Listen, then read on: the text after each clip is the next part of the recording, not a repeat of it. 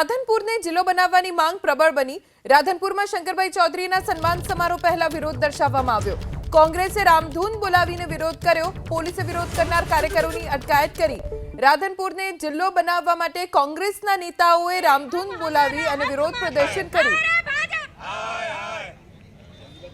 બનાસકાંઠાના વિભાજન બાદ ઠેર ઠેર વિરોધ પ્રદર્શન થઈ રહ્યું છે, ત્યારે રાધનપુરમાં શંકરભાઈ ચૌધરીના સન્માન સમારોહ પહેલા કોંગ્રેસના કાર્યકર્તાઓએ ભેગા થઈને વિરોધ દર્શાવ્યો।